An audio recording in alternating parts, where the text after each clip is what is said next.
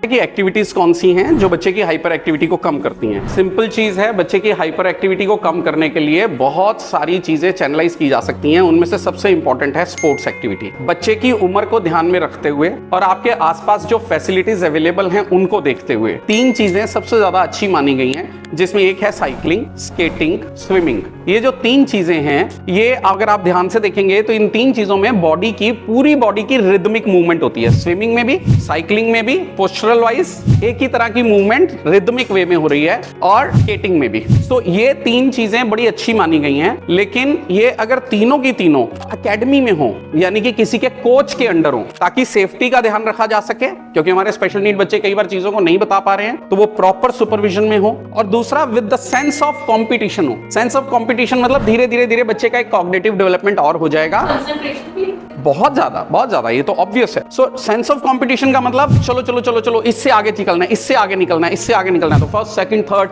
ये cognitive development हो रही है। और दूसरा क्या है कि जब बच्चा इनको एज ए रिक्रिएशन करता है तो वो तो टाइम पास कर रहा है, वो तो ये एनर्जी मुझे नहीं लगता कि इतनी ज्यादा चैनलाइज होती है। लेकिन बच्चा जब फोकस होकर एक एकेडमी के पॉइंट ऑफ व्यू से, कंपटीशन के सेंस से करना शुरू कर देता है, तो फिर ब्रेन में अलग तरीके के न्यूरोकेमिकल रिलीज होते हैं, जो कि ज्यादा मोटिवेट करेंगे बच्चे को, ज्यादा ब्रेन को मैच्योर करने में हेल्प करेंगे। तो मुझे ऐसा लगता है कि स्पोर्ट्स एक्टिविटीज बहुत ही सिलेक्टिवली होनी चाहिए, विद वेरी मीनिंगफुल कॉन्सेप्ट के साथ होनी चाहिए, with a sense of competitiveness होनी चाहिए। ये बहुत बेनिफिट देता है इस बच्चे को। और इसके अलावा कोई भी स्पोर्ट्स एक्टिविटी हो सकती है। जैसे आप कह रहे हो कि फुटबॉल ही खिलानी है, तो बच्चे को बॉल के पैर मारते मारते मारते मारते उसको सिखा दो कि गोल है, उसके अंदर लेकर जाना है, साथ साथ भागो उसके। लेकिन जस्ट बॉल दे दोगे और वो ग्राउंड में बैठ के कभी इधर जा रहा है कभी उधर जा रहा है, मुझे नहीं लगता कि इससे कोई एनर्जी चैनलाइज हो रही है। ये तो रिक्रिएशनल है, ये नहीं, मुझे लगता कि सिस्टम नहीं है। मैंने ये देखा है कि अगर आप प्ले ग्राउंड में बच्चे को एक बॉल के साथ भगाने की कोशिश कर रहे हैं तो साथ साथ भागिए, फेंको, चलो चलो चलो चलो, फेंको और फेंको, चलो अंदर गया, गोल। सो बच्चे का एक टारगेट होना चाहिए, मुझे क्या करना है।